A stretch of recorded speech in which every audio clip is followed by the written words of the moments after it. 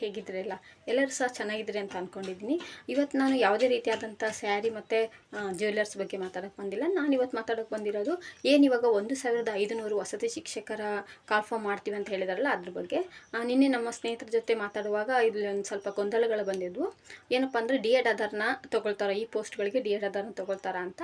ಇಲ್ಲ, ಇಲ್ಲಿ ಡಿಗ್ರಿ ಮತ್ತು ಬಿ ಎಡ್ ಆಧಾರ್ಗೆ ಮಾತ್ರ ಅವಕಾಶ ಮಾಡಿಕೊಟ್ಟಿದ್ದಾರೆ. ಆಮೇಲೆ ಇನ್ನೊಂದು ವಿಷಯ ಏನಪ್ಪ ಅಂತಂದರೆ ಹಿಂದಿ ವಿಷಯ ಶಿಕ್ಷಕರನ್ನ ಯಾವ ರೀತಿಯಾಗಿ ಸೆಲೆಕ್ಟ್ ಮಾಡ್ಕೊತಾರೆ ಅಂತ.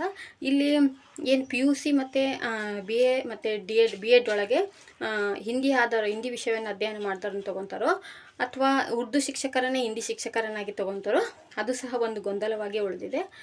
ಮತ್ತು ಇನ್ನೊಂದು ವಿಷಯ ಏನಪ್ಪ ಅಂತಂದರೆ FDA ಮತ್ತು ಕಂಪ್ಯೂಟರ್ ಸೈನ್ಸ್ ಪೋಸ್ಟ್ ಸಹ ಕಾಲ್ಫಾರ್ಮ್ ಮಾಡಿದ್ದಾರೆ. ಇಲ್ಲಿ ಏನು 1500 ಪೋಸ್ಟ್ ಒಳಗೆ ಕಂಪ್ಯೂಟರ್ ಸೈನ್ಸು ಮತ್ತು FDA ಪೋಸ್ಟನ್ನು ಸಹ ಕಾಲ್ ಮಾಡಿದ್ದಾರೆ. ಇಲ್ಲಿ ಏನು ಮಾಡ್ತಾರೆ ಅಂದರೆ ಬಿ ಎಡ್ ಆಧಾರ್ ಮತ್ತು ಡಿಗ್ರಿ ಆಧಾರ್ನ ತೊಗೊತಾರೋ ಅಥವಾ ಬರೀ ಡಿಗ್ರಿ ಆಧಾರ್ನ ಮಾತ್ರ ತೊಗೊತಾರೋ ಅನ್ನೋ ಒಂದು ವಿಷಯನೂ ಸಹ ಗೊಂದಲವಾಗಿ ಉಳಿದಿದೆ. ಈ ಎಲ್ಲ ಗೊಂದಲನೂ ಸಹ ನೋಟಿಫಿಕೇಷನ್ ಆದಮೇಲೆ ಸಹ ಬಗೆಹರಿಯುತ್ತೆ ಅಂತ ನನ್ನ ಅನಿಸಿಕೆ. ನಿಮಗೇನಾದರೂ ಈ ವಿಷಯದ ಬಗ್ಗೆ ಗೊತ್ತಿದ್ದರೆ ದಯವಿಟ್ಟು ಕೆಳಗಡೆ ಕಾಮೆಂಟ್ ಮಾಡಿ ನನಗೆ ತಿಳಿಸಿ. ಧನ್ಯವಾದಗಳು.